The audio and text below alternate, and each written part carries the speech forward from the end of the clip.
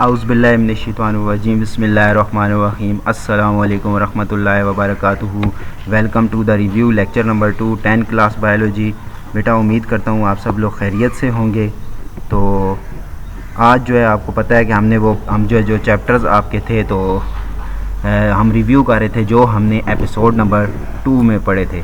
ठीक है, उसमें आपको याद होगा हमने एक फार्माकोलॉजी का चैप्टर पढ़ा था, हमने बायोटेक्नोलॉजी का पढ़ा था और एक अगेन हमने पढ़ा था इसका और हाफ हमने पढ़ा था मैन एंड हिज एनवायरनमेंट जो कि इकोलॉजी का चैप्टर था। तो हम उसका रिव्यू आपको याद होगा हमने फार्माकोलॉजी का तो रिव्यू हमारा ब्रीफली हो गया था रिव्यू लेक्चर नंबर 1 में। तो अब हम रिव्यू लेक्चर नंबर 2 में बाकी रिमेनिंग 1.5 जो चैप्टर्स हैं यानी तकरीबन 1.5 चैप्टर है उसको भी हम देखते हैं।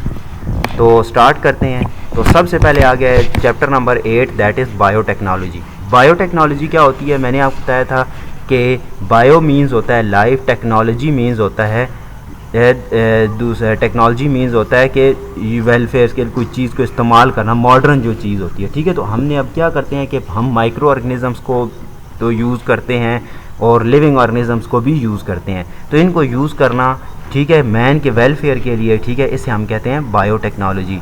ठीक है, the use of living organism for the welfare of Mankind. कुछ जगहों पे आपने डेफिनेशन देखी होगी, वहाँ पे होती है use of micro organism for the welfare of Mankind, तो वो ओल्ड डेफिनेशन है। ठीक है, जो मॉडर्न डेफिनेशन है वो ये है कि use of living organism for the welfare of Mankind. अगर आप बायोटेक्नोलॉजी की ब्रांचेस की बात करें तो 2 ब्रांचेस हैं, एक होती है क्लासिकल बायोटेक्नोलॉजी या ओल्ड बायोटेक्नोलॉजी और एक होती है मॉडर्न बायोटेक्नोलॉजी। ओल्ड बायोटेक्नोलॉजी में हम माइक्रो ऑर्गेनिजम्स को यूज़ करते हैं, ठीक है, और अपने वेलफेयर के लिए, जैसे कि हमने दूध से दही बनाना है तो उसके लिए जो हम यूज़ करेंगे माइक्रो ऑर्गेनिज्म, तो वो क्लासिकल बायोटेक्नोलॉजी होगी। लेकिन अगर हम फल दूध की प्रोडक्शन के लिए, मिल्क प्रोडक्शन के लिए, ठीक है, इसके अलावा और मुख्तलिफ़ चीज़ों को प्रिजर्व करने के लिए हम जो है मुख्तलिफ़ और ऑर्गेनिजम्स का यूज़ करें, ठीक है, एंजाइम्स का यूज़ करें, प्लांट्स का यूज़ करें, ठीक है, फूड को इंक्रीज़ करने के लिए, क्रॉप्स को जैसे इन्हेंसमेंट के लिए हम जीन्स दाखिल करें, तो इसको हम कहते हैं मॉडर्न बायोटेक्नोलॉजी। अब हिस्ट्री क्या है मॉडर्न बायोटेक्नोलॉजी की, तो फर्स्ट टाइम जो है ना वो बायोटेक्नोलॉजी की इमरजेंस हुई थी 1970 में, जब फर्स्ट टाइम एक रिस्ट्रिक्शन एंजाइम आया था। रिस्ट्रिक्शन एंजाइम क्या होता है कि रिस्ट्रिक्शन एंजाइम वो एंजाइम होता है जो कि किसी भी एक स्पेसिफिक साइड पे हम डीएनए को कट करने के लिए इस्तेमाल करते हैं। ठीक है, डीएनए को हम कट करना चाहते हैं तो उसके लिए हम यूज़ करते हैं, तो हम कहते हैं रिस्ट्रिक्शन एंजाइम।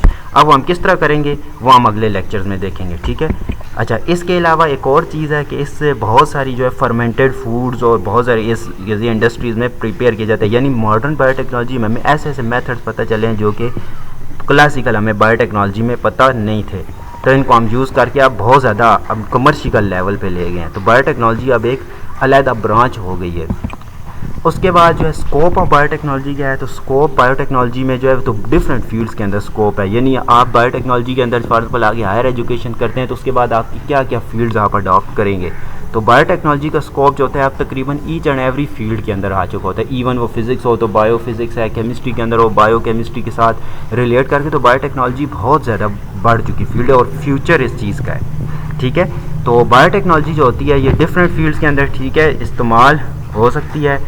ठीक है, अब डिफरेंट फील्ड्स में हम किस तरह होती है, जैसे एग्जांपल मैं आपको देता हूँ कि सबसे पहले से एनवायरनमेंट है। एनवायरनमेंट में हमारे पास क्या है कि एनवायरनमेंट के अंदर आपको पता है कि पोल्यूटेंट्स बहुत ज़्यादा हो गए हैं, तो पोल्यूटेंट्स को ख़त्म करने के लिए, ठीक है, या पोल्यूशन को ख़त्म करने के लिए पहले हम जो है वो करते थे मुख्तलिफ और मेथड यूज़ करते थे, लेकिन उन वेज का क्या होता था अल्टीमेटली कोई और नुकसान हो जाता था। ठीक है, तो हमने क्या किया, पोल्यूशन को ख़त्म करने के लिए हमने माइक्रो ऑर्गेनिजम्स को यूज़ किया है। माइक्रो ऑर्गेनिजम्स को यूज़ किया तो वो या फिर जेनेटिकली हम उन्हें मॉडिफाइड इंजीनियर्स कहते हैं। ठीक है, वो क्योंकि ऐसे होते हैं जिन्हें हमने जीन्स को तब्दील किया होता है तो वो इन्वायरमेंट को क्लीन करते हैं, तो उसको हम यूज़ कर रहे हैं, तो इसको हम कहते हैं इन्वायरमेंट के अंदर जो स्कोप है। तो इन्वायरमेंट के अंदर जो है हम क्या करते हैं, इसको करते हैं। आगे आप जब बड़ी क्लास में जाएंगे, जैसे फर्स्ट ईयर में आप जाएंगे तो वहाँ पे आप एक टर्म पढ़ेंगे बायो रेमेडिएशन। बायो रेमेडिएशन यही चीज़ होगी कि हम जो है वो पोल्यूशंस को, स्पेशली जो हैवी मेटल्स की पोल्यूशन होती है, ठीक है, मरकरी हो गया, लेड हो गया, इन सब की पोल्यूशन को हम किस तरह ख़त्म करते हैं, तो इसको हम सारा बायोटेक्नोलॉजी के अंदर डील करते हैं।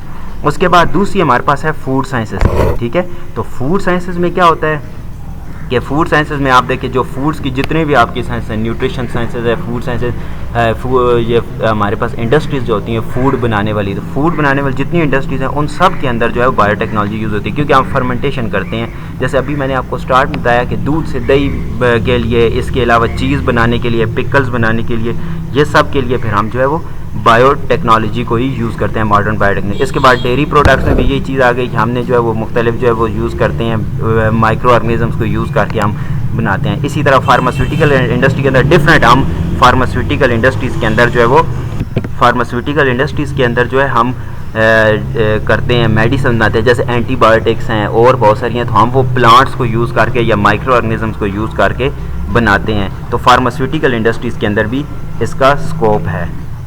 तो उसके अलावा आगे फिर हमने उसके बाद बात करी तो फर्मेंटेशन की। फर्मेंटेशन क्या होता है? फर्मेंटेशन वो प्रोसेस होता है जिसमें ग्लूकोज की इनकम्प्लीट ऑक्सीडेशन रिडक्शन होती है। इनकम्प्लीट ऑक्सीडेशन रिडक्शन का क्या मतलब है कि ग्लूकोज को इनकम्प्लीटली तौर पे ब्रेक कर दिया जाता है। ठीक है, मैं आपको एक एग्जांपल दूं, जैसे फॉर एग्जांपल मेरे पास ये एक ग्लूकोज था, ठीक है, मैं यहाँ पे एक साइड पे एग्जांपल दे देता हूँ, ये सॉरी ये अच्छा जी। अब हम ज़रा बात करते हैं कि किस तरह के हमारे पास फॉर एग्जांपल लेट्स सपोज कि ये एक ग्लूकोज है, ठीक है, ये मेरे पास एक ग्लूकोज पार्टिकल है। इसको अगर मैं ऑक्सीजन ज़्यादा दूँ, ठीक है, ऑक्सीजन ज़्यादा देता हूँ तो ये कम्प्लीटली तौर पे इधर से ब्रेक हो जाएगा, ठीक है, आगे प्रोडक्ट बनेंगे। लेकिन अगर मैं ऑक्सीजन कम दूँ, फॉर एग्जांपल O2 की जगह मैं सिर्फ एक ग्लूकोज में मैं सिर्फ और सिर्फ एक ऑक्सीजन देता हूँ, तो उस दौरान क्या होगा कि ये इनकम्प्लीटली टूटेगा, ठीक है, इस तरह। तो इनकम्प्लीटली टूटने का क्या होगा, और छोटा एक पार्ट टूट गया, तो इस तरह इनकम्प्लीटली, तो इसको हम कहते हैं फर्मेंटेशन। फर्मेंटेशन इज़ बेसिकली वो प्रोसेस है जिसमें ग्लूकोज की इनकम्प्लीट ऑक्सीडेशन रिडक्शन होती है, ठीक है। अब उसके बाद जो है वो टाइप्स ऑफ फर्मेंटेशन है, तो फर्मेंटेशन की दो टाइप्स हैं, एक होती है अल्कोहलिक फर्मेंटेशन, एक होती है लैक्टिक एसिड फर्मेंटेशन। अगर हम ग्लूकोज को तोड़ते हैं तो ग्लूकोज फिर आगे इनकम्प्लीटली टूटेगा, तो क्या बनेगा, तो आगे हमारे पास एसिड बनता है। आपको याद होगा जिसे हमने कहा था पायरुविक एसिड या पायरुवेट कहा था। अब पायरुवेट जो है वो फिर आगे टूटेगा तो मज़ीद दो पार्ट्स में टूट सकता है, या तो वो अल्कोहल में टूटेगा या फिर वो आगे लैक्टिक एसिड में टूटता है। अगर अल्कोहल में टूटता है तो उसे हम कहेंगे अल्कोहलिक फर्मेंटेशन, और अगर वो लैक्टिक एसिड में टूटता है तो उसे हम कहते हैं लैक्टिक एसिड फर्मेंटेशन। उसके बाद जो है आगे आ गया कि फर्मेंटेशन का फूड के अंदर क्या रोल है, फूड के क्या, तो कहते हैं शुरू में वहाँ पे आपकी बुक में भी लिखा हो कि सबसे पहले शुरू में ये समझा जाता था कि सिर्फ और सिर्फ बायोटेक्नोलॉजी या माइक्रो ऑर्गेनिज्म को यूज़ सिर्फ फूड तक ही किया जाता है, लेकिन अब जो है वैरायटी ऑफ वेज आ चुके हैं हमारे पास। हम सिर्फ फूड के लिए माइक्रो ऑर्गेनिजम्स को ही नहीं यूज़ करते, ठीक है, फर्मेंटेशन को या लिए, या फिर हम फूड के लिए बल्कि और डिफरेंट वेज के लिए यूज़ करते हैं। जैसे पहले जो है दूध से सिर्फ दही बनाया जाता था, तो अब दूध से दही बनाने के साथ साथ जो है वो इसके अलावा और मल्टीपल चीज़ें बनाई, जैसे चीज़ बनाई जाती है, पिकल्स वगैरह को बनाने के लिए हम करते हैं। सिमिलरली वाइन्स वगैरह, वाइन बनाने के लिए इस तरह की जाती है, ठीक है। और इसके अलावा जो हमारे पास जो डिस्टिल्ड अल्कोहल होती है, ठीक है, जिसे हम ये स्पिरिट कहते हैं, स्पिरिट भी जो है ये भी माइक्रो ऑर्गेनिज्म और एंजाइम्स के ज़रिए बनाई जाती है, ठीक है। तो ये फूड सारी की सारी उससे होती हैं। अब इनका फ़ायदा क्या होता है फूड का, तो ये ज़्यादा टेस्टियर होती हैं और ज़्यादा जो है ना वो क्योंकि इजीली डाइजेस्टेबल हो जाती है, तो पेशेंट्स के लिए बहुत ज़्यादा फ़ायदा मंद है, ठीक हो गया। आगे जो आता है व्हाट इज़ फर्मेंटर। अब सवाल एक ये पैदा होता है कि हमने चले ये तो बात कर ली कि ये इतनी फूड ये बना रहे हैं, ये कर रहे हैं, लेकिन लार्ज क्वांटिटी में फूड हम बनाएंगे किस तरह। तो हमें क्योंकि सही बात है बैक्टीरिया एक ऑप्टिमम टेम्परेचर और पीएच के ऊपर वर्क करेंगे, एंजाइम भी ऑप्टिमम टेम्परेचर और पीएच के ऊपर वर्क करते हैं, तो हम वो इन्वायरमेंट प्रोवाइड कैसे करेंगे। तो फर्मेंटर जो होते हैं ये हकीकत में इन्वायरमेंट ये सारा का सारा प्रोवाइड कर रहे होते हैं, ठीक है। अब फर्मेंटर किस तरह इन्वायरमेंट प्रोवाइड करते हैं, तो फर्मेंटर जो होते हैं ये हकीकत में इन्वायरमेंट प्रोवाइड करते हैं एक अपने अंदर सारा मेंटेन सिस्टम रख के, ठीक है। ये डिज़ाइन ऐसे किया जाता है, ये सिस्टम को मेंटेन रखते हैं टेम्परेचर को। ये होता क्या है कि एक ये टैंक की तरह के होते हैं, ठीक है, इसके अंदर जो है यहाँ पे ऊपर से ये बंद कर के तो यहाँ से इधर से ट्रांसफर की जाती है फूड और इधर से फिर हम प्रोडक्ट्स निकालते हैं। अब यहाँ क्या होता है कि एक तरफ हम माइक्रो ऑर्गेनिज्म डालेंगे, ठीक है, और एक तरफ हम फूड डालेंगे। अब फूड यहाँ पे इधर जाएगी, ठीक है, इधर फूड सारी की सारी हमारी ये फर्मेंट होगी, ठीक है, बैक्टीरिया इसके ऊपर, उसके बाद हम फिर आगे प्रोडक्ट अपनी इधर से ले लेंगे। तो ये सारी की सारी फर्मेंटर। तो फर्मेंटर जो होता है ये वो इंस्ट्रूमेंट होता है जो कि माइक्रो ऑर्गेनिजम्स को एक ऑप्टिमम टेम्परेचर प्रोवाइड करता है ताकि वो सबस्ट्रेट के साथ रिएक्ट करके प्रोडक्ट बना सके हमारे लिए। अब फर्मेंटेशन दो तरह की होती है, एक होती है बैच फर्मेंटेशन, एक होती है कंटिन्यूस फर्मेंटेशन। अब बैच फर्मेंटेशन और कंटिन्यूस फर्मेंटेशन में क्या फ़र्क है। या फर्मेंटर में। अब बैच फर्मेंटेशन कहते हैं कि अगर हम फॉर एग्जांपल मेरे पास एक फर्मेंटर है, मैं ज़रा इसको इरेज करूँ।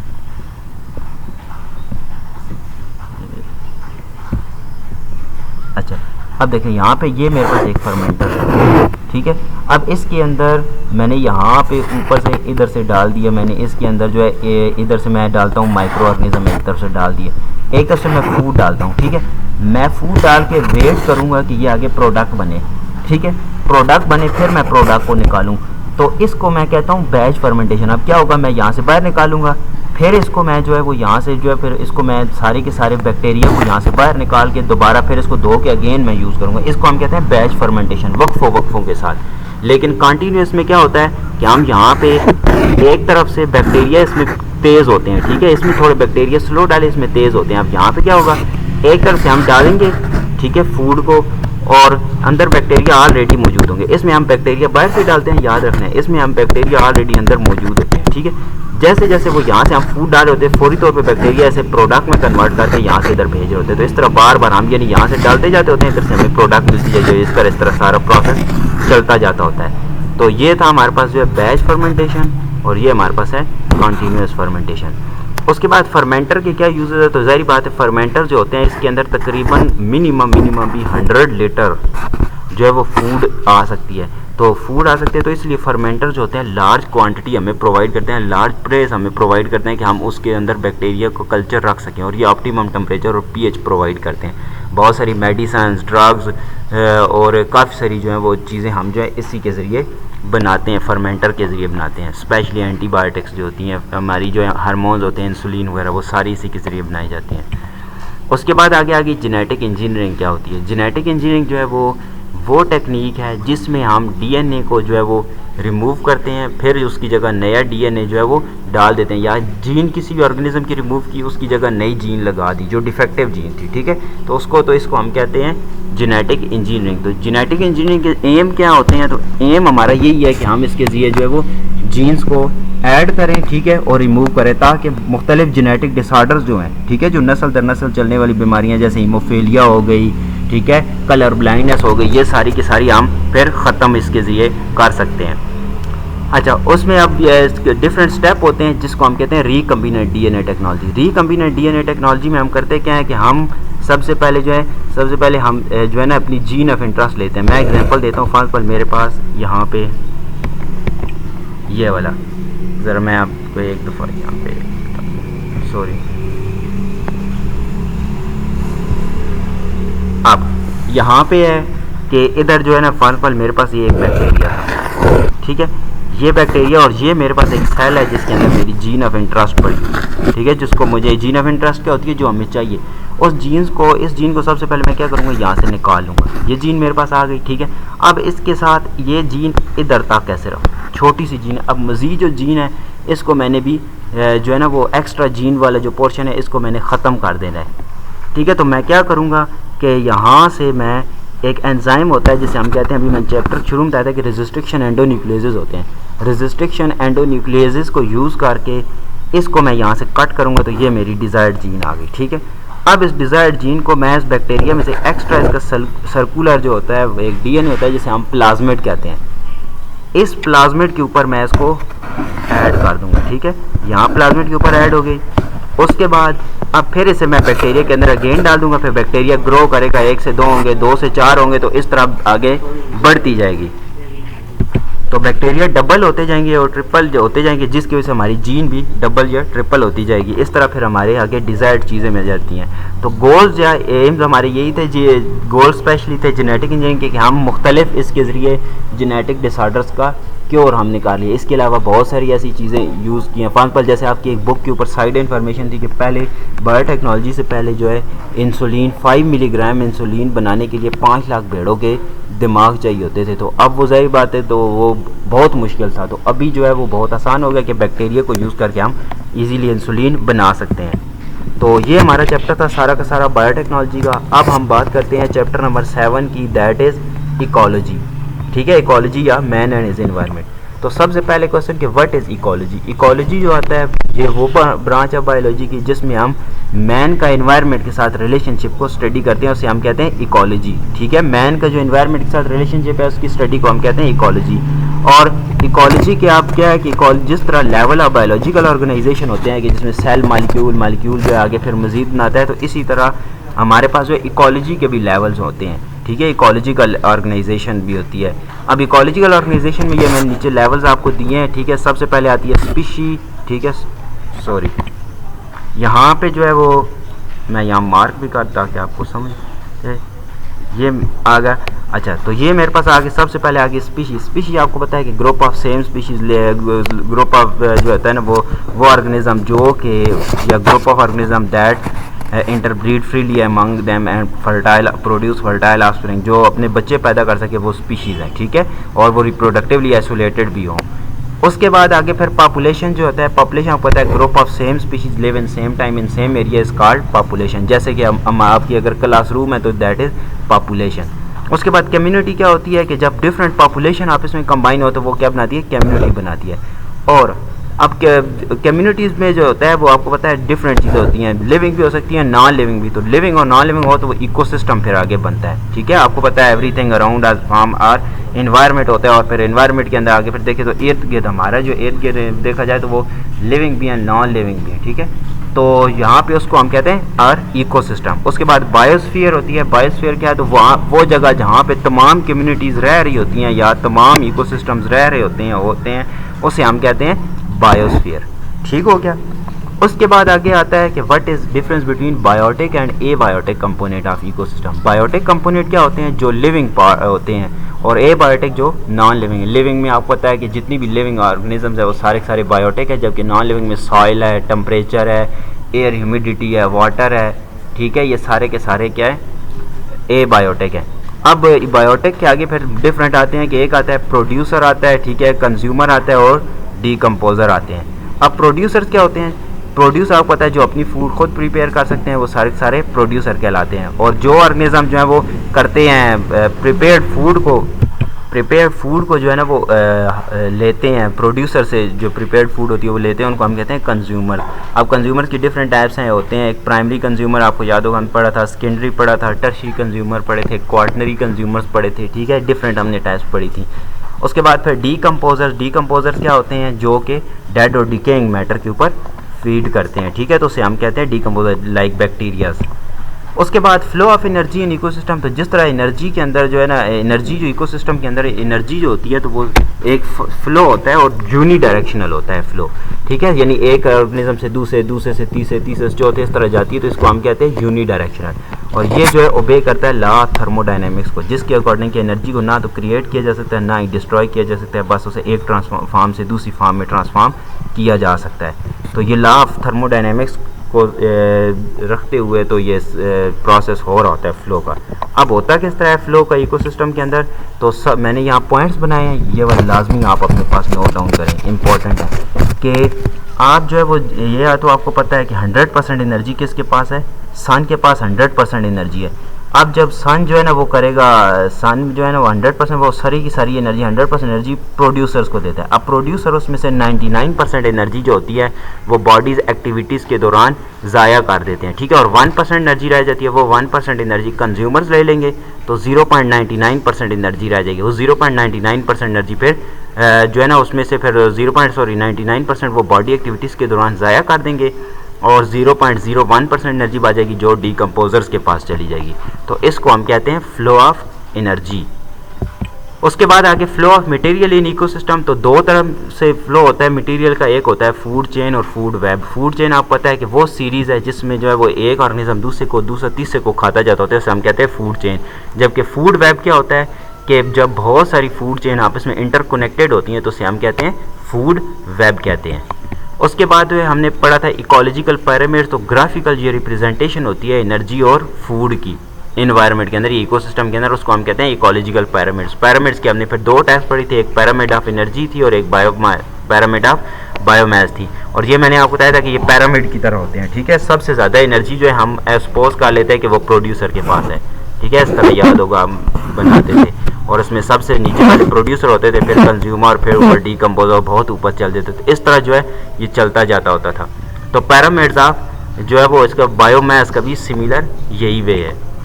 उसके बाद हमने बायो जियोकेमिकल साइकिल्स देखे थे, बहुत डिटेल इन पे डिस्कशन की थी, ठीक है। रिव्यू लेक्चर में तो इनको इतना नहीं बताया जा सकता, तो ये आपने रीड करने हैं एक दफ़ा, वो या मेरे उन लेक्चर्स को सुनना है जिसमें बहुत डिटेल से मैंने आपको बताया था।